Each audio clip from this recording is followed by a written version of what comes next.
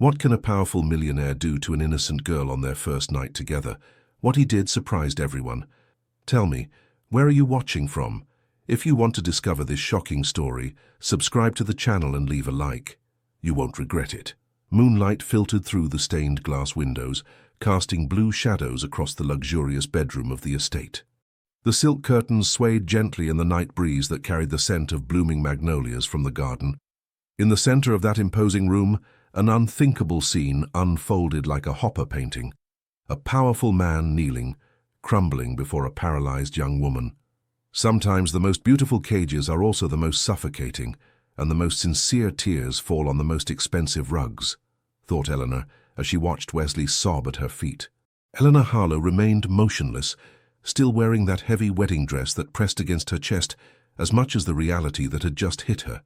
The elaborate lace scratched her delicate skin as she contemplated her husband of just a few hours falling apart in tears.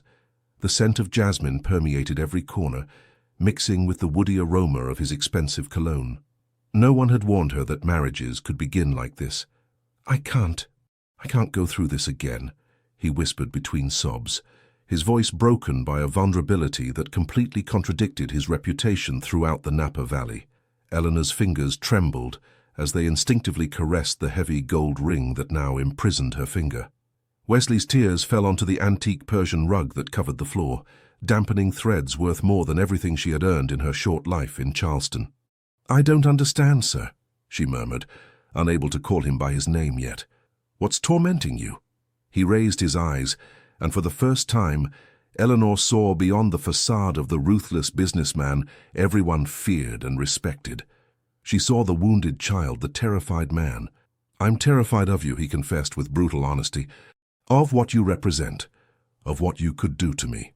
As night advanced over the hills of Napa Valley, two strangers united by a marriage contract and separated by 20 years of life began to understand that they had initiated something much more complex than a simple economic agreement. They had entered an emotional labyrinth from which neither knew if they could escape. Breakfast was served punctually at 9 on the south terrace of the estate. The white linen tablecloth gleamed under the California sun, while the fine china clinked each time Eleanor, with still uncertain fingers, tried to serve herself coffee. 3 weeks had passed since the wedding, and the young Charlestonian still felt like an intruder in the ancient stone mansion she now had to call home. "Does Madam prefer strawberry or blackberry jam?" asked the housekeeper, Margaret, a woman with a severe face who had served the family for 30 years.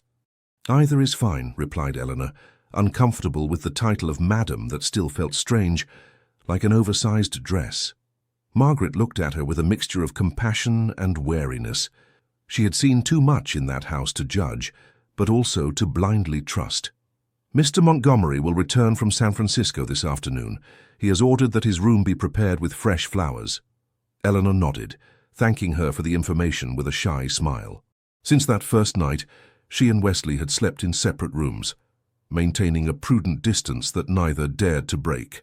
The conversations between them were scarce and formal, limited to practical matters about the house or unavoidable social commitments.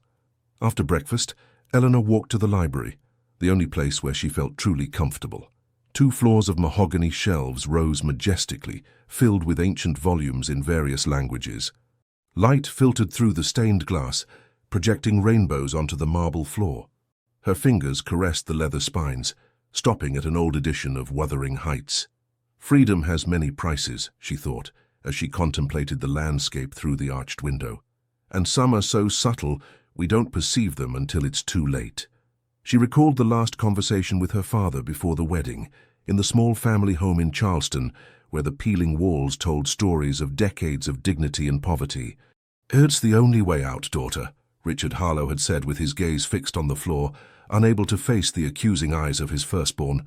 "The debts will drown us all if you don't accept." "And what about my dreams, Dad? College, New York?" "Dreams don't pay bills, Eleanor. This man will give you a life that we could never offer you." The sound of a car interrupted her memories. From the window, she saw Wesley's black Bentley arriving, much earlier than expected.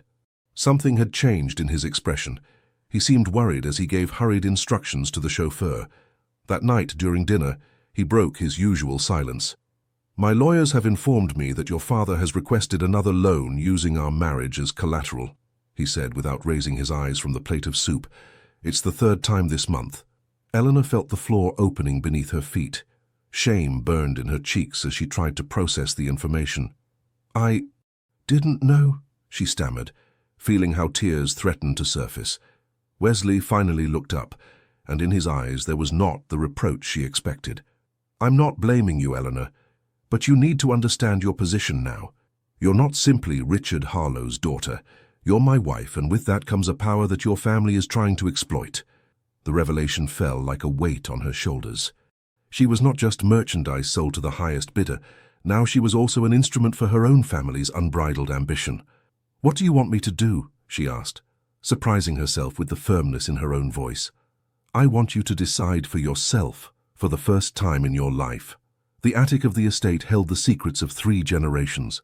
Eleanor had gone up there that morning seeking a place to escape the suffocating protocol that governed every hour of her new life.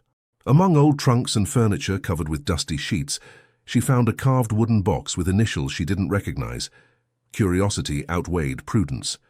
Opening the box, she discovered dozens of yellowed envelopes, all addressed to a Penelope Whitman, but none with postage stamps, letters never sent.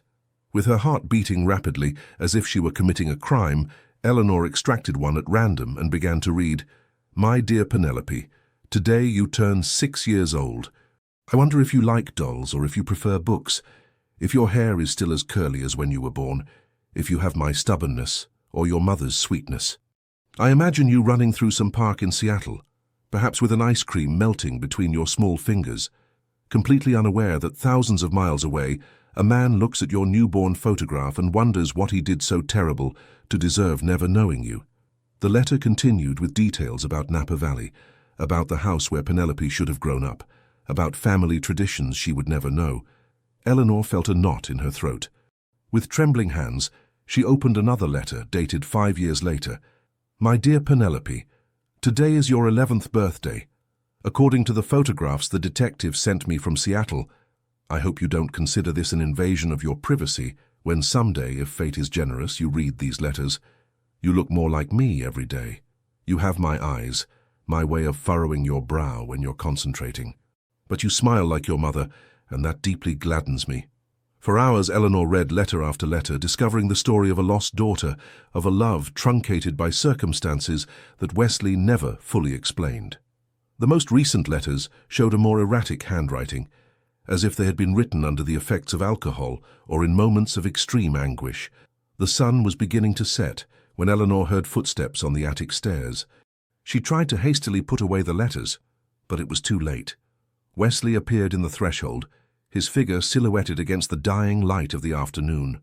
His face transformed when he saw what she had in her hands. Who gave you permission to rummage through my things? His voice was barely a whisper, but charged with an icy fury that made Eleanor shudder. I'm sorry, I was exploring the house and those letters are private, he exclaimed, advancing with determined steps and snatching the envelopes from her hands. For an instant, Eleanor feared he would hit her. Instead, she saw how Wesley's shoulders sank, how his entire imposing presence crumbled until becoming the very image of desolation. Penelope is my daughter, he confessed, sitting heavily on an old trunk. My only daughter, whom I haven't seen since she was 3 months old. The letters, they're beautiful, Eleanor dared to say. Any daughter would be proud to receive so much love. But she'll never receive them, will she? The bitterness in his voice was palpable. Her mother made sure of that when she disappeared in Seattle without a trace, when she blocked every attempt I made to contact her. For the first time since her marriage, Eleanor saw Wesley as a complete human being, with wounds as deep as her own. He wasn't just the calculating businessman who had bought a young wife. He was a suffering father, an incomplete man. What if we tried to find her, she suggested, surprising herself with her own audacity.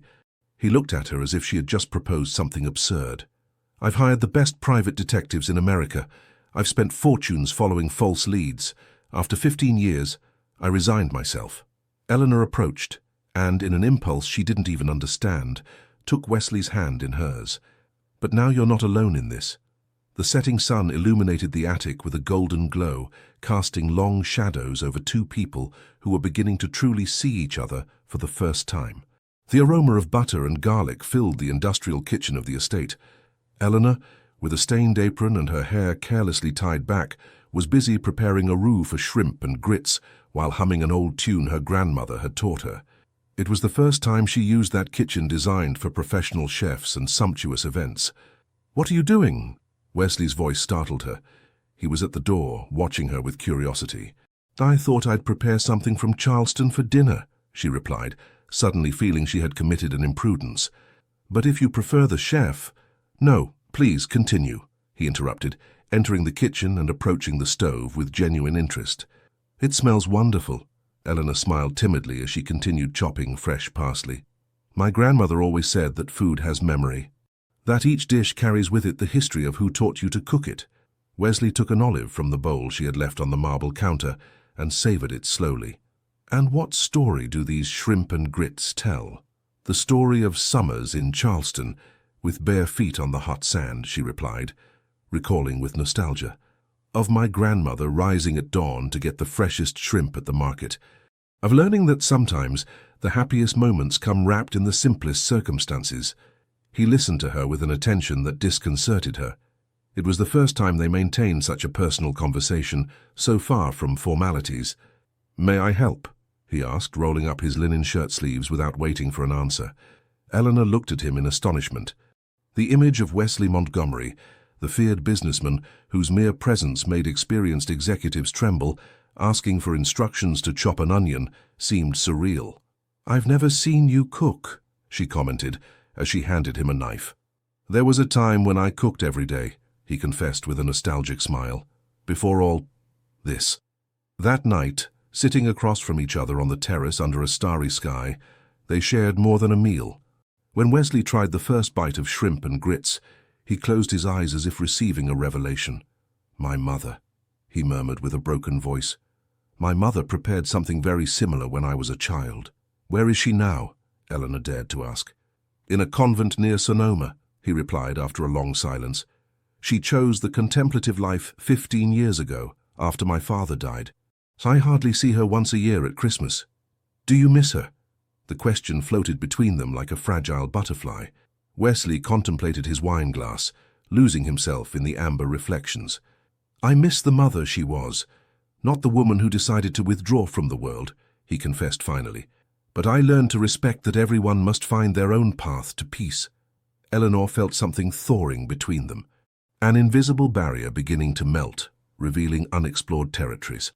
"Sometimes I think," she said as she poured more wine, "that we're all looking for something we lost before even knowing we had it." He looked at her intensely, as if seeing her for the first time. "You're much wiser than you appear, Eleanor Harlow, and you're much less intimidating than everyone believes, Wesley Montgomery." They laughed together under the Californian sky, and for an instant, the peculiar arrangement that had united them seemed less important than the genuine connection that was beginning to form. The private clinic in San Francisco seemed more like a luxury hotel than a medical center. Eleanor sat in the waiting room, admiring the contemporary art pieces adorning the walls while waiting to be called. It was just a checkup, Margaret had insisted, after finding her vomiting for the third consecutive morning. "Mrs. Montgomery, the doctor will see you now," announced a nurse with a professional smile. She still startled every time someone called her that. Mrs. Montgomery, as if she were an extension of him, another property in his vast empire. Dr. Bennett, a middle-aged man with gold-rimmed glasses and measured manners, received her cordially. "Well, let's see what these tests tell us," he murmured while reviewing the results on his computer. "Ah, as we suspected. Congratulations, Mrs. Montgomery. You're pregnant." The world seemed to stop around Eleanor. The words floated in the air like drifting balloons, incomprehensible in their complete meaning. "Pregnant?" she repeated, her voice barely a whisper. "But that's impossible, we barely—" She stopped, remembering that one night 3 weeks ago, after dinner with the shrimp and grits, after sharing 2 bottles of wine, after he accompanied her to her bedroom and, for the first time, dared to kiss her with a tenderness that contradicted his entire reputation. "About 6 weeks, according to the tests," confirmed the doctor. Everything seems to be perfectly normal, but given your family history, I would recommend more comprehensive monitoring. Eleanor nodded mechanically while receiving prescriptions for prenatal vitamins and pamphlets about care during pregnancy. Her mind was a whirlwind of contradictory emotions. She barely knew Wesley, barely knew herself in this new context. How could she bring a life into a world that still felt alien to her? During the journey back to Napa Valley, she observed the landscape through the car window. The undulating hills dotted with centuries-old oaks, the small towns nestled in the mountains like frightened doves. Everything seemed the same, but somehow fundamentally different. "Are you all right, ma'am?" asked the chauffeur, looking at her through the rearview mirror. "You're very pale." "I'm fine, James, thank you," she responded automatically. Upon arriving at the estate, Wesley was waiting for her in the central courtyard, next to the marble fountain where water sang a constant melody. His expression was indecipherable. "Margaret called me from the clinic," he said without preamble. "Is it true?" Eleanor nodded, unable to articulate words. She expected any reaction: anger, concern, perhaps even calculating coldness. What she didn't expect was to see how Wesley's eyes lit up with an almost childlike joy. In 3 strides he bridged the distance separating them and embraced her with an overwhelming intensity. "A child," he whispered against her hair. "Our child." Eleanor separated slightly to look into his eyes, disconcerted by this reaction. "But we barely know each other. We're barely learning to live together. Don't you think it's precipitous?" He took her face in his hands, with a delicacy that contradicted the strength of his emotions. "All my life I've waited for a second chance, Eleanor. A chance to be the father I never could be for Penelope." The mention of that name changed something in the atmosphere. For the first time, Wesley spoke openly about his lost daughter outside of that dusty attic. "I'm afraid," she confessed, finally allowing herself to express the emotion that was suffocating her. "I don't know if I'm prepared to be a mother." "I'm afraid too," he responded, with an honesty that disarmed her. "But perhaps that means we care enough to do this right." That afternoon, sitting in the winter garden among giant ferns and exotic orchids, they began to imagine a new life together, no longer as strangers united by a contract, but as 2 people who would share the most important responsibility of all. "He'll have your eyes," he said, tracing the contour of her face with his fingers. "And your stubbornness," she replied with a shy smile. "God help us if he inherits my temperament," Wesley laughed. And for the first time since arriving at that imposing estate, Eleanor felt that perhaps she could find a home within these ancient walls. Spring had exploded in all its splendor over Napa Valley.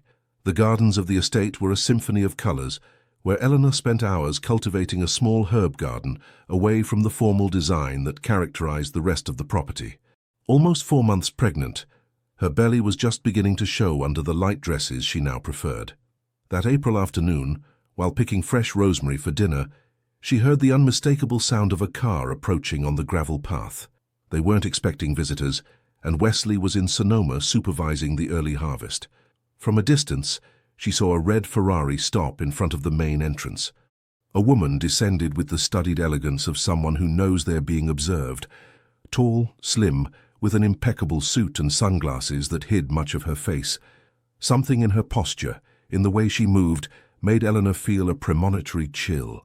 Margaret came out to receive her, and by the housekeeper's troubled expression, Eleanor immediately knew who the visitor was. She left the basket with herbs and hurried to the house, conscious of her informal appearance, with soil on her hands and her hair carelessly tied back. "Mrs. Montgomery wishes to see you in the main living room," announced Margaret, with tense voice when she intercepted her in the hallway. "You mean the ex-Mrs. Montgomery," corrected Eleanor, feeling a security she didn't know she possessed. Margaret nodded with a slight smile of approval. "Ms. Victoria Blackwell," she specified. "And she's, as always." Eleanor took a deep breath before entering the living room. The woman was standing by the window, observing the gardens with a critical gesture.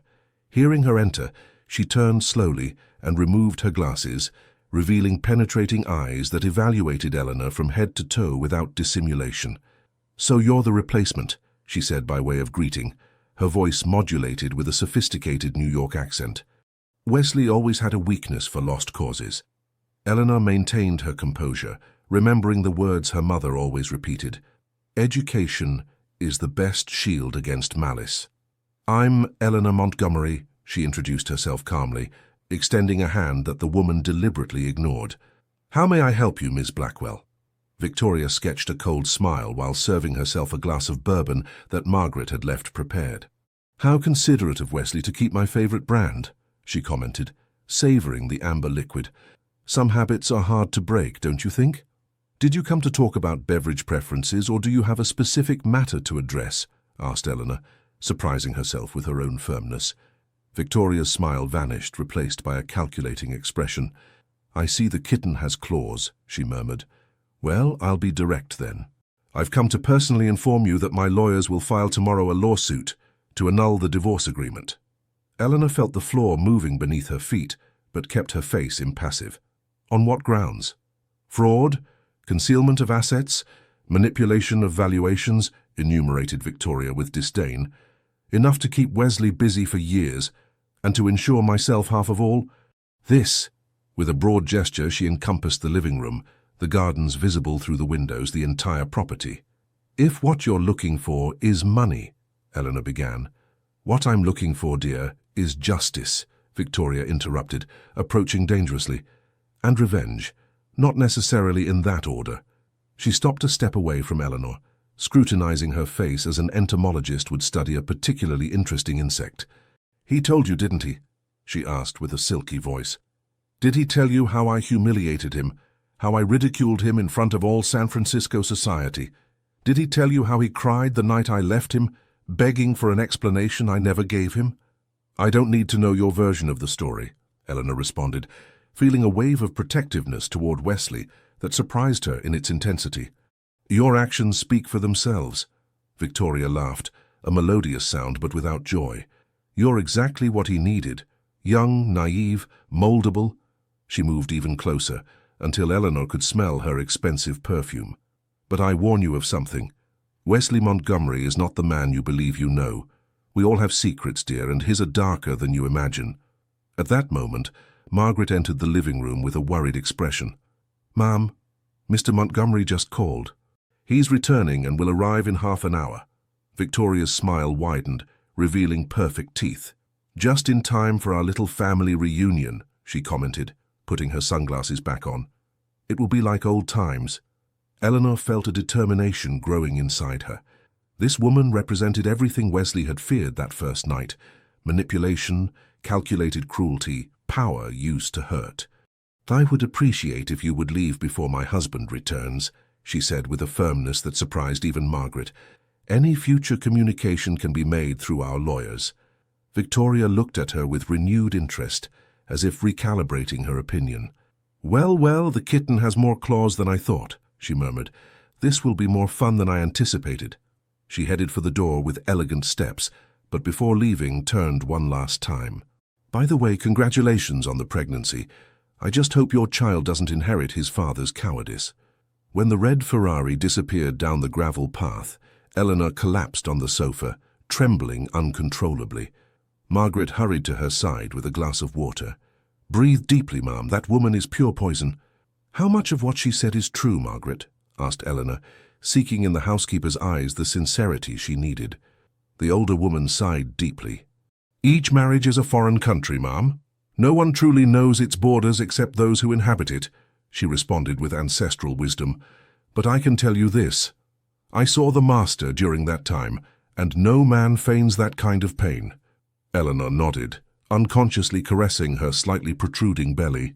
For the first time since arriving at that house, she felt that she should protect not only the new life growing within her, but also the complex and wounded man with whom she had united her destiny. Wesley's office in the main winery in Sonoma was a sanctum sanctorum to which few had access. Eleanor observed fascinated, the ancient maps of vineyards covering the walls, samples of different soil types preserved in meticulously labeled jars, accounting books that registered each harvest since 1892. The aroma of old wood and aged wine permeated the environment. I don't understand why you insisted that I come, she said, accommodating her now notable 6-month pregnancy in the worn leather armchair. You've never involved me in the business. Wesley observed her with a mixture of pride and apprehension from the other side of the desk. In the last months, since Victoria's visit and the beginning of the legal battle, something had changed between them. The formal distance had gradually transformed into a tactical alliance, and then, almost imperceptibly, into something deeper and more complex. "I need you to understand how the wineries work, the exports, the investments," he explained, unfolding several documents before her. In case someday what?" Eleanor interrupted, suddenly alert. He avoided her gaze, concentrating on ordering the papers with unnecessary precision. "Things with Victoria could get complicated. Her lawyers have found some irregularities in the original agreements." "What kind of irregularities?" she asked, feeling how her heart accelerated.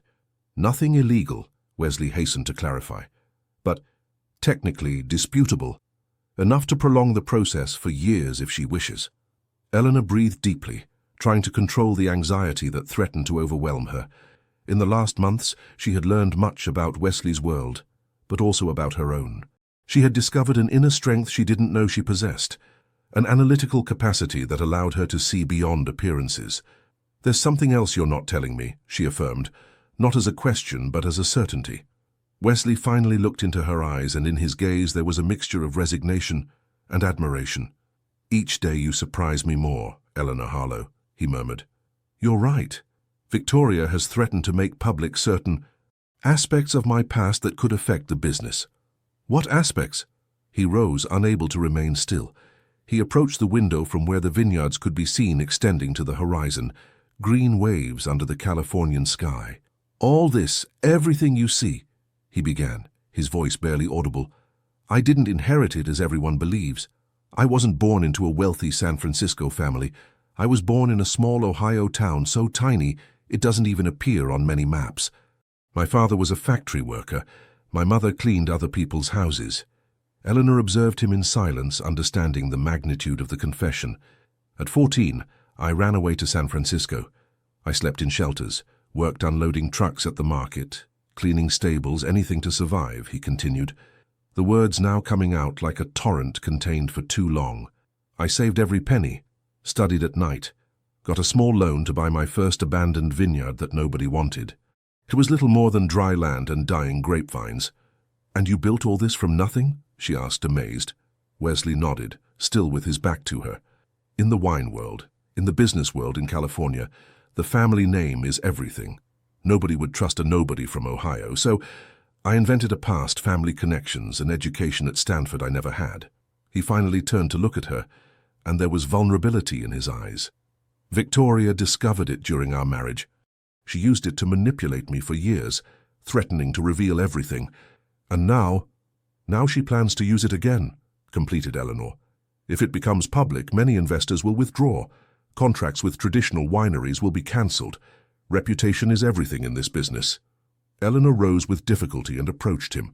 She took his hands in hers, a gesture that would have been unthinkable months ago. "Why are you telling me this now?" "Because I trust you," he responded with simplicity, "and because I need you to be prepared. If things get complicated, if I have to face a public scandal, I want you and the baby to be protected." She felt a wave of emotion that she couldn't name. It wasn't pity, not even compassion. It was something deeper, more complex. "Do you know what I see when I look at all this?" she said, pointing to the vineyards through the window. "I don't see inherited privilege. I see the work of a man who refused to accept the destiny assigned to him. I see determination, intelligence, vision, and that, Wesley Montgomery, is much more valuable than any family name." He looked at her with astonishment, as if he had never considered that perspective. "Most people won't see it that way." "Then most people are wrong," she affirmed with conviction. "And it's time we stop worrying about what they think." Something changed in Wesley's face, an old tension beginning to dissolve. "What do you propose?" "That we take control of the narrative," Eleanor responded, surprising herself with her own audacity. "Before Victoria can use this as a weapon, let's transform it into your greatest strength." That afternoon, as they returned to Napa Valley under a sky that threatened storm, Eleanor felt they had crossed an invisible threshold.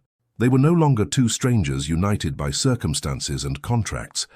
They were allies in a battle just beginning, and for the first time the future, though uncertain, didn't seem so terrifying. The birth occurred 3 weeks before expected. It was during a charity dinner in San Francisco, while Eleanor was conversing with the mayor's wife, when she felt the first contraction. She tried to dissimulate, but the second was so intense that she dropped her water glass, attracting all eyes in the elegant salon. Wesley appeared instantly at her side, as if he had a sixth sense to detect when she needed him. "Is it the baby?" he asked, his voice betraying the concern he was trying to hide. She nodded, unable to speak, while another contraction, stronger than the previous ones, robbed her breath. What followed was a blur of sirens, bright lights, and medical voices. The most prestigious private clinic in San Francisco received them with professional efficiency. Eleanor was immediately transferred to a birthing suite that seemed more like a luxury hotel room than a medical facility. The labor extended for 14 agonizing hours. Eleanor, who had always endured pain with stoicism, discovered a new level of suffering that made her question all her strengths. In the brief moments of lucidity between contractions, she saw Wesley's troubled face, who refused to leave the room despite the medical staff's suggestions. "I'm here," he repeated, holding her hand firmly. "I won't leave you alone." When finally the baby's cry broke the tension-laden air, Eleanor felt something fundamental transforming inside her. The doctor placed that small being on her exhausted chest, and the entire universe seemed to reorder itself around that perfect moment. "It's a boy," announced the doctor with a satisfied smile. "A perfectly healthy boy." Wesley leaned over them, his eyes bright with contained tears. With trembling fingers, he caressed the small head covered in dark hair. "Oliver," whispered Eleanor, remembering the name they had agreed upon weeks before. "He shall be called Oliver." The days following the birth were a whirlwind of contradictory emotions. The immense joy mixed with brutal exhaustion and overwhelming moments of anxiety. Eleanor, who had imagined motherhood as a natural transition, found herself completely disarmed before the responsibility of caring for this being so fragile and perfect. Wesley surprised her again. The ruthless businessman transformed into a devoted father who would rise in the middle of the night to calm Oliver's cries, who learned to change diapers with surgical precision, who sang off-key lullabies in soft tones that Eleanor barely understood. The first week transpired in a protective bubble.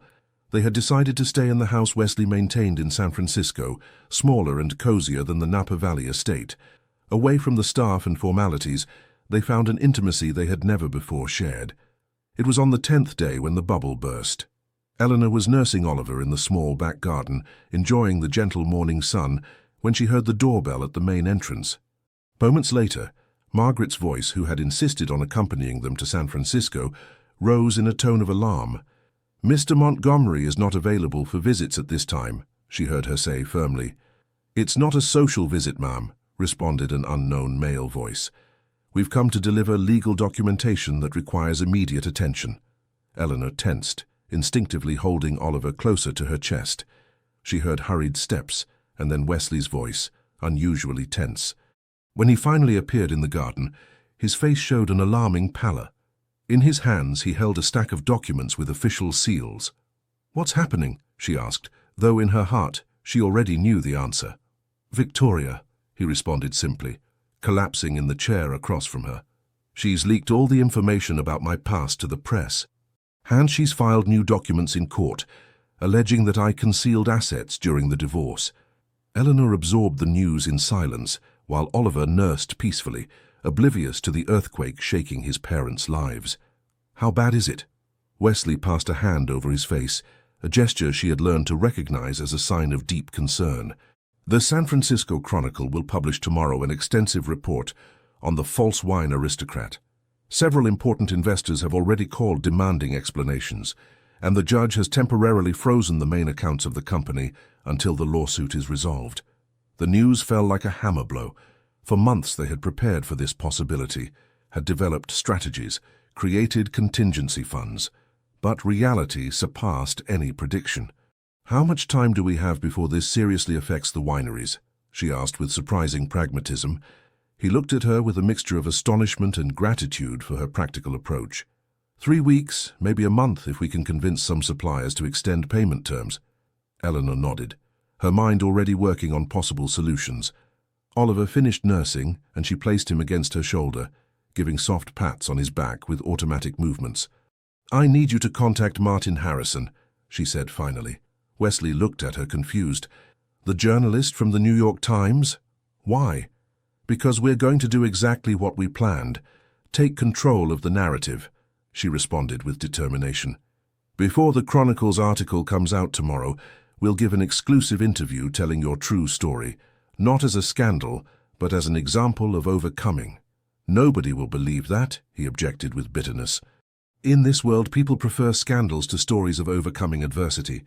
"You're wrong," she countered firmly.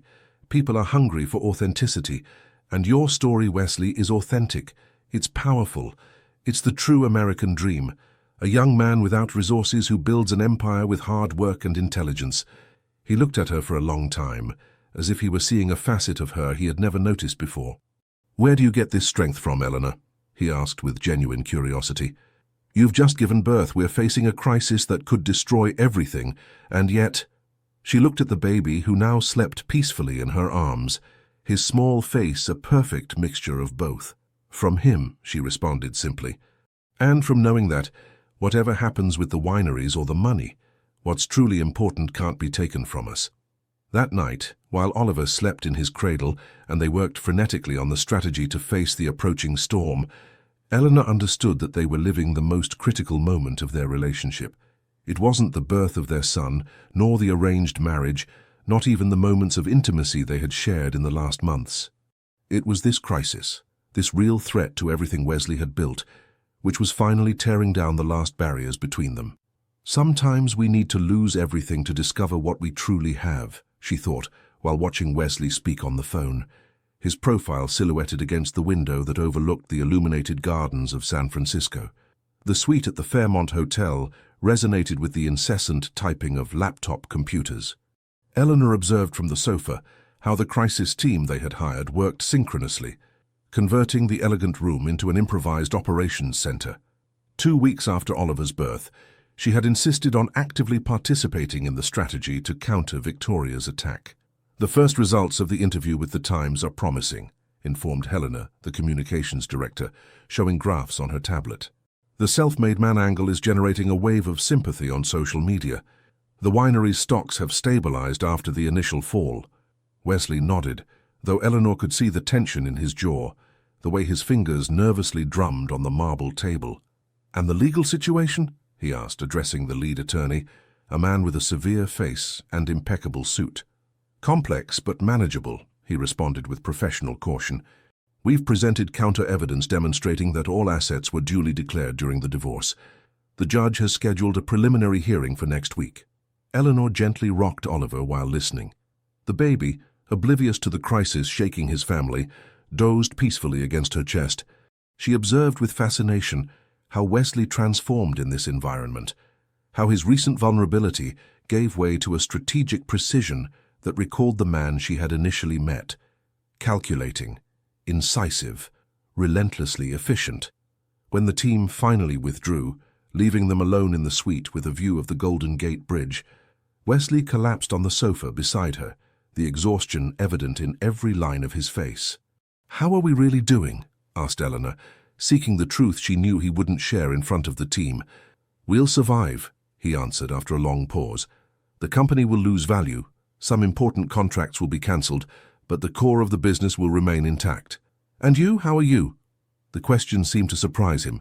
He looked at the sleeping Oliver and then at her, an indecipherable expression crossing his face. He began, but was interrupted by the sound of his phone. He frowned, looking at the screen. Eleanor noticed how his entire posture changed, tensing visibly. "I have to take this call," he said, rising abruptly. "It's important." He went out to the balcony, closing the glass doors behind him. Eleanor observed him while he talked, his body language revealing growing agitation. The conversation lasted barely a few minutes, but when he returned, he seemed to have aged years. "What's happening?" she asked, feeling a knot of anxiety forming in her stomach. Wesley poured himself a whiskey with trembling hands, a gesture she had never seen him make in the middle of the day. "It was a private detective from Seattle," he explained finally, his voice strangely distant. For years I've paid him to keep an open file on Penelope. The name of the lost daughter floated between them like a tangible ghost. Has he found something? He nodded, taking a long sip before continuing.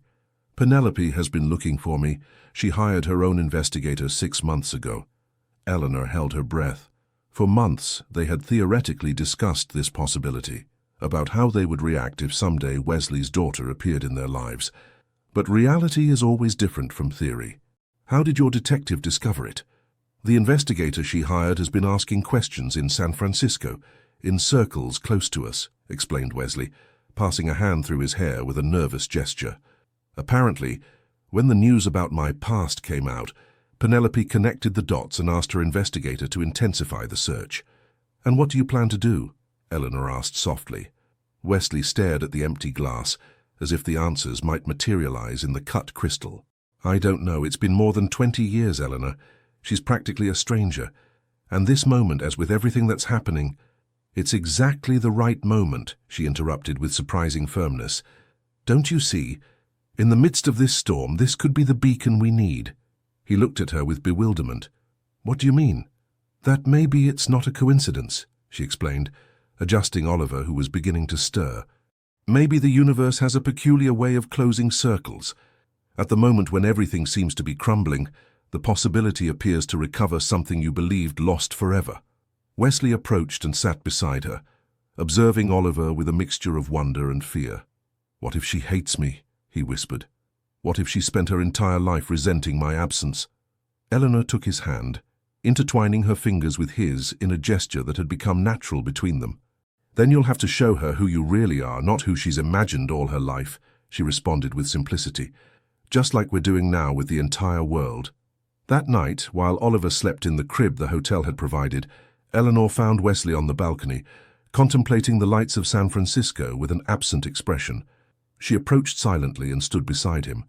"I've made a decision," he said without taking his eyes off the illuminated horizon. "I'm going to contact her. I'll write tomorrow." Eleanor nodded, feeling a strange mixture of relief and apprehension. "Do you want me to help with the letter?" He shook his head. "It's something I must do alone. There are things I need to explain to her that only I can put into words." They remained in silence, contemplating the city that stretched before them, ancient and modern at the same time, just like the challenges they faced. "Whatever happens with Penelope, with Victoria, with the wineries," Wesley began, his voice barely audible over the distant rumor of the city, "I want you to know that I never imagined this arranged marriage would become the most real and valuable thing in my life." Eleanor felt something expanding in her chest, a warmth that had no exact name, but that she recognized with increasing clarity. "I never imagined it either," she confessed. "But I'm grateful for every circumstance, including the painful ones, that brought us here." In the adjoining room, Oliver emitted a small whimper, and both turned instantly, as if an invisible thread connected them to that small being who had transformed their lives. "Perhaps," thought Eleanor as she hurried to the room, "families don't always begin as we were taught in stories. Perhaps some are born from the most improbable circumstances, from the coldest agreements, and still blossom into something authentic and beautiful." The storm had arrived unexpectedly to Napa Valley, turning the return to the estate into an almost mystical experience. From the library windows, Eleanor observed how the dark clouds swirled over the mountains, the impressive chain that divided the region. Lightning briefly illuminated the stone houses and vertical cliffs, creating a spectacle of light and shadow that seemed to perfectly reflect her interior state. Oliver slept peacefully in the Moses basket she had installed next to the mahogany desk. At 3 months, the baby already showed a serene temperament that contrasted with the turbulence still shaking his parents' lives. On the desk, scattered like autumn leaves, were the letters Wesley had exchanged with Penelope during the last weeks. The initial communication, tense and formal, had gradually evolved toward a more personal tone, though still cautious on both sides. Eleanor was rereading Penelope's last letter, trying to decipher this woman of 23, who would soon enter their lives in a tangible way. "Sometimes I wonder what would have become of our lives if my mother had made different decisions. But I've learned that obsessing over the what-ifs only manages to rob us of the present. Seattle gave me a good life, an adoptive family that loved me unconditionally. And yet, There has always existed this emptiness, this unanswered question that has accompanied me since I first became aware. I want you to know that I didn't look for you to demand anything. I don't expect economic compensations or dramatic explanations. I just want to know that part of me that has always been absent, to understand where I come from, to better comprehend where I'm going. I have a daughter, Cordelia. She just turned 2. Sometimes when I watch her sleep, I wonder if you also observed me like this during those 3 months we shared. If you felt that same overwhelming love, that same terrifying vulnerability. I respect your request to meet on neutral ground. Savannah seems an appropriate place. Neither of us has memories there that could cloud our first encounter. The sound of footsteps interrupted Eleanor's reading. Wesley appeared in the threshold, soaked by the rain. His appearance was that of a man carrying the weight of the world on his shoulders. Sunken eyes, dropped shoulders, a sickly pallor that had replaced his usual tanned complexion. "How was the meeting with the board?" she asked, though the answer was evident in his expression. He approached to verify that Oliver was sleeping before responding. "3 board members have submitted their resignation," he said finally, collapsing into a nearby armchair. "The Arab investors are considering withdrawing their participation." Eleanor nodded, absorbing the information, without allowing panic to reflect on her face. In the last weeks, she had become the emotional anchor that kept Wesley afloat amid the storm unleashed by Victoria. "And the banks? They've agreed to keep the credit lines open, but with stricter conditions," he responded, rubbing his eyes with a tired gesture. "We'll be fine if we manage to maintain exports at normal levels during the next quarter." A particularly close lightning bolt illuminated the room, followed almost immediately by thunder that made the windows tremble. Oliver stirred in his sleep, but didn't wake. "I've been thinking about something," said Eleanor after a long silence, "about the project for the Center for Vulnerable Women that we discussed before Oliver was born." Wesley looked at her with surprise. "It's not the time for new projects, Eleanor. We're barely keeping afloat what we already have." "On the contrary," she responded with conviction. "It's exactly the right time. Think about it. While Victoria tries to destroy your reputation, we can be building something positive, something that demonstrates your true values." He observed her with a mixture of wonder and skepticism. "We don't have the resources for something like that right now. We don't need to build something new," she explained, rising to search for a folder she had been preparing in secret. "The old mansion you have in Berkeley, the one you were going to sell last year, we could adapt it with minimal investment." She showed him the preliminary plans she had been developing, the adjusted budgets, the potential alliances with non-governmental organizations. "I've contacted some foundations that would be willing to co-finance the project," she continued. "It would not only be a socially valuable initiative, but a strategic move that would change the public narrative about you." Wesley studied the documents in silence, his expression indecipherable. Finally, he looked up at her. "When did you have time to prepare all this?" he asked with genuine curiosity. "Between Oliver, the crisis, the communication with Penelope." Eleanor smiled slightly. "Nights are long when you're caring for a baby, and I discovered that planning something positive helped me maintain hope in the darkest moments." He rose and approached the window, observing the storm that seemed to be gradually abating, just like the chaos in their lives. "There's something I haven't told you," he said finally, his voice barely audible. "Something I discovered during the last meeting with the lawyers." Eleanor felt a premonitory chill. "What is it?" "Victoria is sick. Terminal, according to my sources," he revealed, turning to look at her directly. "Advanced cancer. The doctors give her less than a year." The news fell like a slab between them. For an instant, Eleanor didn't know how to react. The woman who had tried to destroy them, who had used every resource at her disposal to harm Wesley, now faced her own impossible battle. "Do you think that explains her sudden determination to attack you?" she finally asked. "A last revenge before the end?" "Perhaps," he responded, returning to her side. "Or maybe it's her way of ensuring that her daughter has sufficient resources when she's no longer here." "Her daughter? I didn't know she had children." "A daughter from her second marriage. She's only 5 years old," explained Wesley with an indecipherable expression. "Victoria married shortly after our divorce." A contemplative silence settled between them, only interrupted by the soft sounds Oliver made in his sleep. "How do you feel about this?" asked Eleanor softly. Wesley seemed surprised by the question. as if no one had ever concerned themselves with his feelings regarding Victoria's actions. "I don't know," he confessed after a long pause. "I should feel satisfaction, I suppose, a kind of poetic justice, but I only feel sadness for that little girl who will soon be without a mother, for all the hatred that has consumed Victoria over so many years." Eleanor observed this complex man destiny had placed in her path. The ruthless businessman, the devoted father, the man who had built an empire from nothing, and who now demonstrated a compassion that completely contradicted the image the world had of him. The true character of a person is not revealed in how they treat those who help them, but in how they respond to those who try to destroy them, she said, remembering words her grandmother used to repeat. Oliver woke then, his soft cry claiming immediate attention. Eleanor took him in her arms, rocking him with the expertise she had developed over the last months.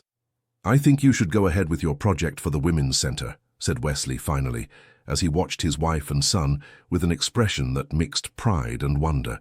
"And I think we should invite Victoria to the inauguration." Eleanor looked at him surprised. "Are you sure?" "No," he responded with a tired smile, "but I think it's the right thing to do. Sometimes the only way to break a cycle of pain is with an act of unexpected generosity." Outside, the storm had completely ceased. A ray of sunshine filtered through the dispersing clouds, illuminating the room with a golden light that seemed to presage better times. "Perhaps," thought Eleanor, as she observed how Wesley took Oliver in his arms with infinite tenderness, "true transformations don't occur during moments of triumph, but in the depths of our darkest crises." The boutique hotel in Savannah's historic district gleamed under the spring sun. From the suite's balcony, Eleanor observed the oak-lined squares in the distance, feeling a mixture of anticipation and nervousness that reminded her of the moments before her wedding, although the circumstances couldn't be more different. Wesley adjusted his tie for the umpteenth time before the mirror, a gesture that revealed his anxiety better than any words. "You look perfect," she assured him, approaching to smooth an inexistent wrinkle on his jacket. "And everything will be fine."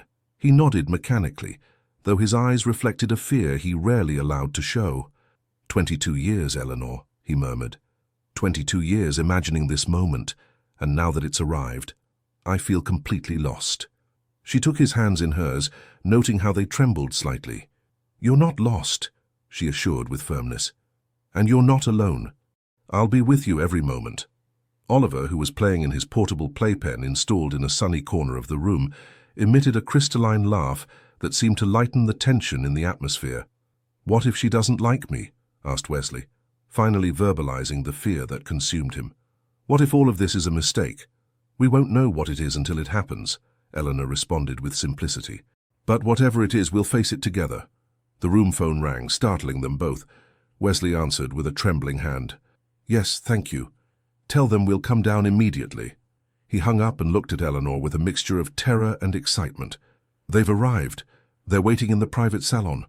The descent in the elevator was the longest journey Eleanor had ever experienced. She could feel the tension emanating from Wesley in almost tangible waves.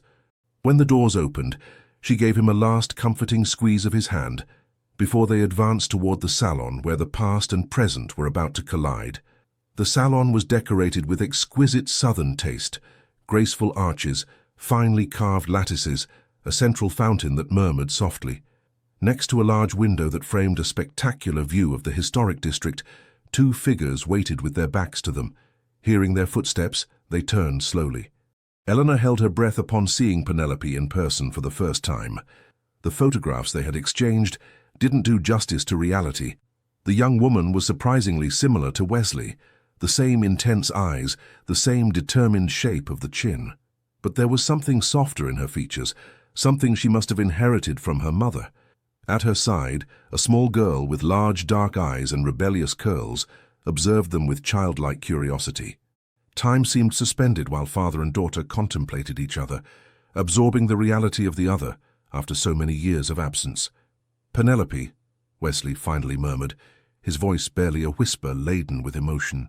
"Mr. Montgomery," she responded formally, her Seattle accent giving the words a distinctive musicality.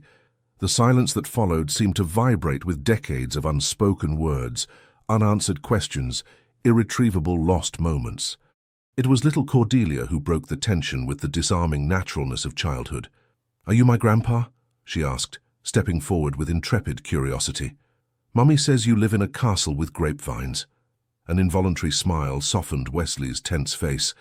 "It's not exactly a castle," he corrected gently, "but we do have many grapevines."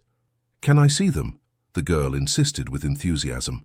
Penelope placed a hand on her daughter's shoulder. "Cordelia, remember what we talked about being patient." Eleanor stepped forward, feeling it was the moment to intervene. "I'm Eleanor," she introduced herself, extending a hand to Penelope. "And this sleepy little one is Oliver, your half-brother." Penelope observed the baby Eleanor carried in her arms with an indecipherable expression. Slowly, as if she were approaching something fragile and valuable, she came closer to better see the little one. "He has your eyes," she commented, addressing Wesley without looking at him directly. "And your smile," he responded, venturing into personal terrain that seemed risky. An uncomfortable silence again settled between them. "Perhaps we could sit down," suggested Eleanor, indicating the table elegantly set with tea and traditional southern pastries. The journey from Seattle must have been exhausting. The following minutes passed in forced conversation about the weather, the beauty of Savannah, the inconveniences of flights. Cordelia, oblivious to the adult tension, happily devoured a pecan pie while swinging her legs under the table. It was again the little girl who, with her innocence, managed to break the artificial barriers. "Why did you never visit Mommy?" she suddenly asked Wesley, with brutal, childlike sincerity. "Didn't you like her?" "Cordelia!" exclaimed Penelope, visibly mortified, but Wesley raised a hand indicating that the question didn't bother him. "Sometimes, little one, adults make very big mistakes," he responded with a sincerity that surprised even Eleanor. "And what pains me most is that your mommy paid for those mistakes without deserving to." He turned to Penelope, looking at her directly for the first time. "I tried to find you for years," he continued, his voice breaking slightly. "I hired detectives, traveled to Seattle 3 times looking for clues. But your mother, she was very careful in erasing all traces." "Why did she leave?" asked Penelope, finally formulating the question that must have tormented her for decades. Wesley sighed deeply. "The truth is complex, and I don't want to speak ill of your mother," he responded with caution.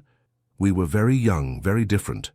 I was obsessed with building my company, with proving to the world that I could succeed despite my humble origins. She had other dreams, other horizons." "She told me you abandoned her when you found out she was pregnant," Penelope replied, with a flash of old pain in her gaze. "That's not true," Wesley responded firmly. "I would never have done that. When I learned of your existence, it was the happiest day of my life. But by then she had already decided to leave." Oliver began to stir in Eleanor's arms, as if he perceived the growing tension. Cordelia, bored with the adult conversation, had approached the fountain and observed, fascinated, the small goldfish swimming in it. "I have all the letters," continued Wesley, "the ones I wrote each year on your birthday. I never sent them because I didn't know where you were, but I want you to have them." Something changed in Penelope's expression, a crack in the armor of distrust she had maintained since her arrival. "Why now?" she asked. "Why did you agree to see me after so much time?" "Because I always wanted to see you," he responded with simplicity. "Because not a single day has passed in 22 years that I haven't thought about you, about who you would be, what you would be doing. And because, thanks to Eleanor, I finally found the courage to face the past." Cordelia returned running, interrupting the moment with the excitement of a childish discovery. "Mommy, there are goldfish in the fountain. Can we have fish like that at home?" The tension momentarily dissipated as Penelope attended to her daughter. Eleanor took the opportunity to rise and approach the window, giving them a space of apparent privacy. From her position, she could see the hotel gardens and, beyond, the oak-lined streets of historic Savannah. How appropriate, she thought, to initiate this reconciliation next to a city that has survived centuries of conflict and transformation. When she returned to the table, something subtle but fundamental had changed. The rigidity in Penelope's shoulders seemed to have softened slightly. Wesley spoke more fluently, showing her photographs of Oliver on his phone. "He looks like you when you were a baby," he commented, venturing into personal territory with caution. "I have a photograph of you from when you were 3 months old. I've carried it with me all these years." Penelope looked at him with a mixture of surprise and contained emotion. "My adoptive mother, she always told me that my biological father wanted nothing to do with me," she confessed in a low voice. "I grew up thinking I was a burden you had gladly rid yourself of." "Nothing could be further from the truth," Wesley responded with vehemence. "Your absence has been the most constant pain in my life." Eleanor observed the interaction with a knot in her throat. She saw in Penelope's eyes the same conflict she had seen so many times in Wesley's, the desire to believe confronted with the fear of being hurt again. The afternoon advanced amid cautious but progressively warmer conversations. Cordelia, with childhood's ease in adapting to new realities, already called Wesley Grandpa and had become especially enchanted with Oliver, whom she observed sleeping with protective fascination. When they finally said goodbye with the promise to meet again the next day, Penelope did something unexpected. Before leaving, she briefly embraced Wesley, a gesture so fleeting it almost seemed not to have occurred. "I can't promise anything," she said with honesty. "There's too much history, too many questions still." "I understand," he responded. "I only ask for the opportunity to know you. The rest, time will tell." That night, while Wesley slept deeply for the first time in weeks, exhausted by the emotional intensity of the day, Eleanor received a message from Penelope. "Thank you for making this possible, for being there today. I don't know if I'll ever be able to have the relationship with him that you both desire, but today I saw something I didn't expect. I saw a man who truly suffered from my absence, and that changes many things." Cordelia won't stop talking about her new grandpa and her baby uncle. Children have a wisdom that sometimes we adults struggle to find. Eleanor smiled in the dimness of the room, observing Oliver and Wesley sleeping with surprisingly similar expressions. Sometimes, she thought, the deepest wounds begin to heal when we least expect it, and the most important bridges are built with the most fragile materials: hope, forgiveness, and the courage to try once more. Wesley's office in the estate had been transformed into an improvised conference room. Architectural plans covered the wide oak table. Material samples and photographs of the old Berkeley mansion occupied every available surface. The project for the Center for Vulnerable Women had gone from a vague idea to a concrete plan in a matter of weeks. Eleanor moved among the documents with the confidence of someone who has found their true vocation. 8 months after the crisis unleashed by Victoria, life had found a new equilibrium, though fragile and still under construction. The architects proposed preserving the original facade, but completely reorganizing the interior, she explained to Wesley, who listened attentively while gently rocking Oliver in his arms. The ground floor would house the common and administrative areas, while the 2 upper floors would be converted into temporary apartments for the residents and their children. "And the budget?" he asked, always attentive to practical aspects. "Adjusted but viable," she responded, showing him the carefully calculated numbers. "The foundations we've contacted will cover approximately 60%. The rest, we'll contribute the rest," Wesley completed with decision. "This project is too important to scrimp on resources." Eleanor looked at him with a mixture of gratitude and admiration. These months of crisis had revealed facets of Wesley that completely contradicted the public image of the ruthless businessman. His unassuming generosity, his capacity to reinvent himself when everything seemed lost, his unwavering commitment to Oliver, and surprisingly to Eleanor herself. The sound of the doorbell interrupted her thoughts. Moments later, Margaret appeared in the threshold. "Ma'am, you have an important call." "It's the clinic in San Francisco." Eleanor furrowed her brow. She wasn't expecting any medical communication. "I'll take the call in the library," she said, exchanging an intrigued look with Wesley. In the privacy of the library, she discovered that the call came from Dr. Bennett, who had attended her during Oliver's pregnancy. "Mrs. Montgomery, I'm sorry to bother you with something delicate," the doctor began with a professional but warm tone. "It concerns a former patient who has specifically requested to communicate with you." "With me?" asked Eleanor, disconcerted. "There must be some mistake. I don't know anyone who—" "It's Miss Victoria Blackwell," the doctor interrupted. "She's admitted to our palliative care unit and has insisted on speaking with you before her condition deteriorates further."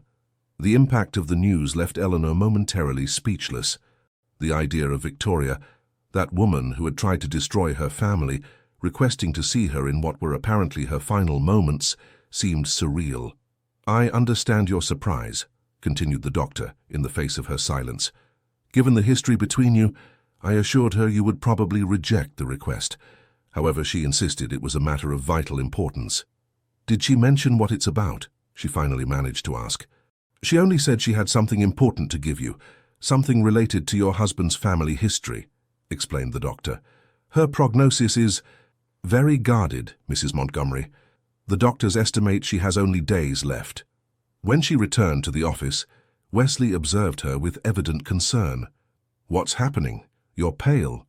Eleanor tried to order her thoughts before responding. It was Dr. Bennett from the San Francisco clinic. She began cautiously. Victoria is hospitalized there in terminal phase. She saw how Wesley's expression transformed, a complex mixture of emotions crossing his face. She wants to see me, Eleanor continued. Me, not you. Apparently, she has something important to give me before. She left the sentence incomplete, unnecessary to complete it. You're not going, Wesley declared firmly. After everything she's done, all her manipulations, this could simply be another trap. Eleanor approached and took Oliver from his arms, rocking him gently while she reflected. What if it's not? She asked finally. What if she really has something important to reveal? Something related to your family, to Penelope perhaps? Wesley stood and walked to the window, contemplating the vineyards extending as far as the eye could see. For long minutes he remained silent, his profile silhouetted against the golden light of the afternoon.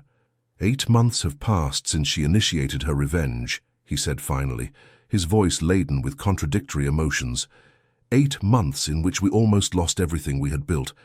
And now, when we're finally rebuilding our lives, when Penelope and Cordelia are beginning to form part of our family, why allow her a last opportunity to harm us? Eleanor approached him, Oliver sleeping peacefully against her shoulder. Maybe because she needs peace, she suggested softly. Or maybe because you need it. Forgiveness isn't for the other person, Wesley. It's for oneself. He turned to look at her, his eyes bright with contained emotions. How can you talk about forgiveness after everything she's done to us? Because I've seen what resentment can do, she responded with simplicity. I saw it in you that first night when you cried on the rug. I've seen it in Penelope, struggling with decades of absence. And I see it in Victoria, consumed by a hatred that not even imminent death seems to have appeased. Wesley passed a hand over his face, a gesture she had learned to recognize as a sign of internal conflict. If you decide to go, he said finally, you won't go alone. Eleanor nodded, understanding that this was his way of yielding without completely renouncing protecting her. We'll leave early tomorrow, she decided, and we'll take Oliver with us. Perhaps seeing an innocent child will remind her that life continues, that there are things more important than old wounds. That night, while preparing a small suitcase for the unexpected journey, Eleanor reflected on the extraordinary turns her life had taken in just 2 years. She had gone from being a young woman sacrificed to save her family from ruin, to becoming a mother, a wife by choice, no longer by obligation, and now found herself about to confront the woman who represented her husband's painful past. Perhaps, she thought while carefully folding Oliver's clothes, this is the true meaning of growing up, learning to face not only our own past, but also that of those we love. The realization hit her with the force of a physical revelation. She loved Wesley, not out of obligation, not out of gratitude, not out of convenience. She loved him for who he truly was, with all his contradictions and scars, with his capacity to transform pain into strength. When he entered the bedroom, finding her motionless beside the open suitcase, with an expression of astonishment on her face, concern immediately reflected in his gaze. "Are you all right?" he asked, approaching with worry. "You look overwhelmed." Eleanor looked at him as if seeing him for the first time. "I love you," she said simply, the words escaping her lips before she could contain them. "I don't know exactly when it happened, but I love you, Wesley Montgomery." His expression transformed slowly, passing from surprise to wonder, and finally to a joy so pure it seemed to illuminate him from within. "Eleanor Harlow," he murmured, taking her face in his hands with infinite tenderness. "You've saved my life in ways I never imagined possible." He kissed her then, not with the desperate passion of their previous encounters, but with a reverent delicacy, like one who finally finds something precious they feared lost forever. "Whatever happens tomorrow," she whispered when they separated, We'll face it together. Like everything else. And in the adjoining room, Oliver slept peacefully, oblivious to the profound transformations occurring in the adult universe around him, but the ultimate beneficiary of each one of them. The room in the San Francisco private clinic was flooded with natural light entering abundantly through the large windows oriented toward Golden Gate Park. But not even that spring brightness managed to mitigate the oppressive sensation Eleanor experienced upon crossing the threshold. Victoria Blackwell, the woman whose mere mention had terrified Wesley for so long, lay in the hospital bed, reduced to a fragile version of herself. Her hair, previously dyed an impeccable chestnut, had been replaced by a silk scarf that failed to completely disguise the ravages of chemotherapy. Her hands, once adorned with ostentatious jewelry, rested on the white coverlet, furrowed with prominent veins and connected to intravenous lines. Seeing them enter, her eyes, the only thing that seemed to retain their former intensity, opened with surprise. "I didn't expect you to come too," she said, addressing Wesley with a weakened voice that still retained its characteristic mordant tone. He remained by the door, holding Oliver protectively against his chest, as if the baby were a shield against old ghosts. "I won't allow Eleanor to face alone whatever you've planned," he responded with controlled coldness. A weak, almost ghostly smile crossed Victoria's dry lips. "Always so dramatic, Wesley," she murmured. "But relax, my time for conspiracies has passed, along with much more." Eleanor advanced, positioning herself between them as she had done so many times in the last months, the involuntary bridge between past and present. "Dr. Bennett mentioned you had something important for us," she said with softness but firmness. "Something related to the family history." Victoria nodded slightly, indicating with a weak gesture toward the nightstand. "In the drawer," she indicated. "The brown envelope." Eleanor extracted a bulky craft paper envelope, visibly aged and well handled. Upon opening it, she discovered a stack of letters, old photographs, and a small diary bound in green leather. "What is this?" she asked, examining the contents with caution. "The truth," Victoria responded with simplicity. "Or at least a part of it you never knew, Wesley." He finally approached, still with Oliver in his arms, and observed the photographs with growing confusion. They showed a much younger Victoria alongside another woman of similar appearance. "I don't understand," he murmured. "The woman next to me is Helen Whitman," explained Victoria, her breathing becoming slightly laborious. "Penelope's mother, my sister." The revelation fell like a bomb in the silent room. Wesley visibly paled, seeking support on the window frame. "Your sister," he repeated incredulously. "But that would mean that I knew perfectly well where your daughter was all these years," Victoria completed with a bitter smile. "That I could have reunited you with her at any time, but chose not to." Eleanor felt the air becoming dense, laden with decades of secrets and lies. Instinctively, she took Oliver from Wesley's arms, fearing he might crumble before this revelation. "Why?" Wesley's voice was barely audible, strangled by a mixture of incredulity and contained fury. "Why would you do something like that?" Victoria closed her eyes briefly, as if gathering strength for the explanation she had avoided for so long. "Because Helen asked me to," she responded finally. "Because she was desperate to get away from you, from California, from everything you represented." "I loved her," Wesley protested. "I never hurt her." "Harm isn't always intentional, Wesley," Victoria replied, with a flash of her old mordacity. "Helen couldn't bear the pressure of your unbridled ambition, your obsession with building an empire, with reinventing yourself as someone you weren't." She paused, visibly exhausted from the effort of speaking. "When she became pregnant, she saw her opportunity to escape. She asked me for help and I gave it. I helped her disappear to Seattle with our maternal family, to build a new life far from here." Eleanor observed Wesley, fearing his reaction. But instead of the explosion of anger she expected, she saw something much more heartbreaking, a pain so deep, so primitive, it seemed to pierce through the barriers of time. "I changed," he said finally, his voice broken but firm. "I became someone different after losing them. If you had given me the chance to prove it, perhaps," Victoria conceded with unexpected humility, "perhaps I was wrong, or perhaps not. We'll never know." She slightly raised herself, indicating the diary. "What I do know is that Helen never stopped thinking about you. She wrote this diary for years, documenting Penelope's growth, keeping newspaper clippings about your business successes. She always planned to explain the whole truth to Penelope when she turned 18. But she died before that, Wesley completed, recalling the information he had obtained years before through his investigators. Victoria nodded. A car accident when Penelope was 16. I traveled to Seattle for the funeral, but I didn't know how to approach the subject with the girl, so I returned to San Francisco and continued keeping the secret. And why reveal all this now? Intervened Eleanor, gently rocking Oliver, who was beginning to stir. Victoria's gaze shifted to the baby with an indecipherable expression. Because I'm dying, she responded with brutal simplicity. And because, surprising as it may seem, I've developed something resembling a conscience in these last months. A dry cough interrupted her words.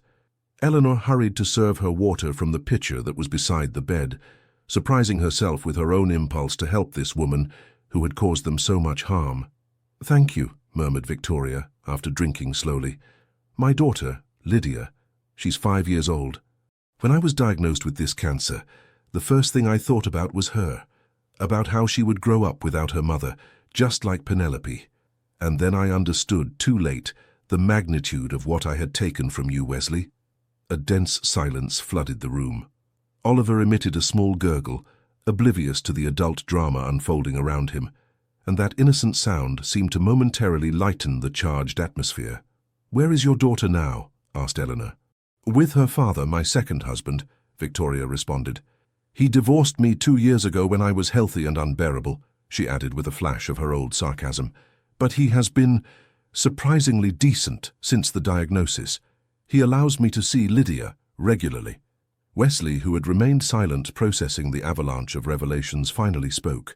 "All this time," he murmured, "all these years searching for her, imagining the worst scenarios. And you knew exactly where she was." "Yes," Victoria admitted without trying to justify herself. "In the beginning it was out of loyalty to Helen. Afterward, I suppose it was easier to maintain the lie than to face the consequences of the truth." She looked directly at Eleanor. "When you appeared so young, so similar to how Helen was when Wesley met her, something broke inside me. I saw history repeating itself and feared he would destroy you as I believed he had destroyed my sister." "You were wrong," Eleanor responded calmly. "He never tried to change me or control me. He gave me the freedom to find my own path." A weak smile appeared on Victoria's emaciated face. "I know. I've seen. And that's why I finally decided that you deserved to know the whole truth." She leaned back against the pillows, visibly exhausted by the effort of the conversation. "There's something else," she added, pointing again to the envelope. "Letters that Helen never sent. Explanations, apologies, confessions. I believe that both you and Penelope deserve to read them, and there are legal documents too. I've withdrawn all the lawsuits against you, Wesley, and I've left instructions for my lawyers to help you recover any assets you've lost because of my actions." Wesley stared at her fixedly, as if trying to reconcile this fragile, repentant woman with the threatening figure that had haunted his nightmares for so long. "I don't know if I can forgive you," he said finally with brutal honesty. "I don't know if I ever will." Victoria nodded weakly. "I don't ask for your forgiveness, Wesley," she responded, "only understanding.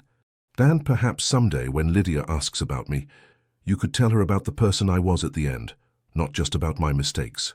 The cardiac monitor beside the bed emitted an alert signal, indicating that Victoria's vital signs were beginning to destabilize. Eleanor hurried to press the call button to alert the medical staff. While nurses and doctors entered hurriedly into the room, Wesley remained motionless, holding the envelope with the revelations that would forever change his understanding of the past. Eleanor gently took him by the arm, guiding him toward the exit. Before leaving the room, Wesley stopped and looked one last time at the woman who had shared and manipulated a significant part of his life. "Goodbye, Victoria," he said simply. In the hallway illuminated by the artificial light of the clinic, Eleanor embraced Wesley, while he held the envelope against his chest, as if it contained something extremely fragile and valuable. "Are you okay?" she asked, though she knew it was an absurd question given the circumstances. He looked at Oliver, who now dozed peacefully in his mother's arms, and then at the envelope that contained the answers he had sought for decades. "I don't know," he responded with sincerity. "But I will be. With you and Oliver by my side, I will be." As they left the clinic under the San Francisco sun, Eleanor understood they had reached the culminating point of their shared story. Victoria's revelations weren't just the end of a painful chapter. They were also the beginning of a new one, where long-hidden truths could finally give way to healing. Sometimes, she thought as she observed Wesley's pensive profile, the past must be completely revealed before the future can truly begin. The golden light of the American afternoon bathed the gardens of the estate, transforming the space into an almost dreamlike scene. It had been exactly 2 years since that first night when a broken Wesley had cried before a terrified Eleanor on the ancient rug. 2 years that seemed simultaneously a breath and an entire lifetime. The garden was decorated with simple elegance for the occasion. Artisanal lanterns hung from the century-old oaks, tables dressed with white linen cloths were distributed under the flowering apple trees, and the aroma of jasmine mixed with that of the lavender Eleanor had planted with her own hands in the first months of her arrival. From the elevated terrace, she observed with satisfaction how the guests began to arrive. It wasn't an ostentatious celebration, like those she had nervously attended in her early days as Wesley's wife. It was an intimate, meaningful reunion with the people who truly mattered. Penelope had arrived the previous day from Seattle with Cordelia, who now ran through the garden chasing butterflies alongside other children. In the last months, the relationship between father and daughter had slowly evolved, built on the foundation of an honesty that only Victoria's revelations had made possible. It wasn't a perfect or idyllic relationship, but it was authentic, with its awkward moments and moving discoveries. "What are you thinking about?" Wesley's voice slightly startled her. He had approached silently, leading Oliver by the hand. The little one, who had just turned 18 months, took vacillating but determined steps, his face illuminated by a smile that revealed 4 tiny teeth. "About everything that's happened in these 2 years," she responded, taking her son in her arms. "About how we got here." Wesley followed her gaze to the garden, where now Margaret efficiently organized the waiters who would serve dinner. "Do you regret anything?" he asked, with that vulnerability he only showed before her. Eleanor considered the question seriously. "No," she responded finally, "not even the difficult moments, especially not those, because they were the ones that truly showed us who we were." He smiled, that genuine smile he had learned to show again in the last months. "I still wonder what I did to deserve you," he murmured, caressing Oliver's cheek as the child leaned against his mother's shoulder. "Perhaps it's not about deserving," she responded. "Perhaps it's simply about recognizing and valuing what life offers us, even when it comes disguised as impossible circumstances." A car stopped in front of the main entrance. Eleanor felt how Wesley tensed slightly beside her. From the vehicle descended a middle-aged man, elegantly dressed, accompanied by a girl of about 6 years in a ruffled dress. "They've arrived," murmured Wesley, his voice betraying the anxiety he still felt about this particular situation. Eleanor took his hand, intertwining her fingers with his in that gesture that had become their silent way of communicating support. "Remember why we're doing this," she reminded him softly. He nodded, breathing deeply before heading to the entrance to receive Theodore Blackwell and his daughter Lydia, the last connection with Victoria, who had passed away 3 months before. The decision to invite them to the inauguration of the Center for Vulnerable Women had been controversial. Penelope had initially opposed, arguing it was too soon for this type of conciliatory gestures, but finally she had understood the powerful symbolism. The center, born from the ashes of the crisis provoked by Victoria, would also become a monument to overcoming resentment. Eleanor observed from the terrace how Wesley formally greeted Theodore and bent down to introduce himself to little Lydia, who looked at him with the innate curiosity of childhood. She couldn't hear their conversation, but she saw her husband's body language gradually relax, his posture becoming less defensive. Cordelia, with her characteristic intuition, approached running to Lydia, and without any introduction, took her by the hand to show her the pond where goldfish swam. The 2 girls moved away together, oblivious to the adult complexities that connected them. When all the guests had arrived, the mayor of Napa, representatives of the collaborating foundations, close friends and family, Wesley went up to the small podium they had installed next to the central fountain. "Thank you all for accompanying us on this special day," he began, his voice clear and serene. 2 years ago, if someone had told me we would be here, celebrating not just the inauguration of this center, but also a reconstructed and expanded family. I probably would have considered it a cruel irony. He paused, seeking Eleanor among the crowd. She nodded slightly, encouraging him to continue. The New Beginning Center will open its doors tomorrow in Berkeley, offering refuge, training, and hope to women facing impossible circumstances. Women who, like my wife Eleanor 2 years ago, find themselves at vital crossroads where every option seems a sacrifice. Eleanor felt the gaze of those present turn toward her, but her attention was completely focused on Wesley and the amazing transformation he had experienced, from that broken and terrified man to this whole being who now spoke with authenticity and purpose. But this center represents much more than a charitable project, he continued. It represents the possibility of transforming pain into purpose, mistakes into learning, wounds into wisdom, something that all of us present have experienced in one way or another. His gaze briefly rested on Penelope, who held Oliver in her arms, and then on Lydia, who played carelessly with Cordelia near the pond. Someone once told me that families don't always begin as we were taught in stories, he continued, citing words that Eleanor had shared with him months before. That sometimes they are born from the most improbable circumstances, from the coldest agreements, and still blossom into something authentic and beautiful. He raised his glass in a toast. To new beginnings, to second chances, and to the courage to build bridges where others only see abysses. While the guests applauded and joined the toast, Eleanor approached him, carrying in her hands an envelope she had kept secret until that moment. "I have something for you," she said when the applause died down. "Something I've been preparing for months." Intrigued, Wesley opened the envelope and extracted some official documents. As he read them, his expression passed from confusion to surprise, and finally to an emotion so pure it seemed to illuminate him from within. "Are you sure?" he asked, his voice barely audible. She nodded, smiling at the reaction she had expected. "Completely. The doctor confirmed it yesterday." A murmur of curiosity ran through those present, but Wesley and Eleanor seemed to momentarily exist in a private bubble, alien to the exterior world. 2 months, he whispered, caressing with reverence his wife's still, flat belly. Another child, but there were more documents in the envelope, and upon continuing reading, Wesley found the adoption papers that Eleanor had been discreetly processing. "Adoption?" he asked, even more surprised. "For the center," she explained. "I want us to offer not just temporary refuge, but also the possibility of a permanent family for abandoned children, starting with the 6-year-old twins we met at the San Francisco orphanage last month." Wesley's eyes filled with contained tears as he absorbed the complete meaning of what she proposed. Not just a new biological child, but the expansion of their family, through the adoption of those girls who had captivated them during their visit to the orphanage. "You're extraordinary, Eleanor Harlow," he said finally, drawing her to him in an embrace that expressed more than any words. The celebration continued well into the night.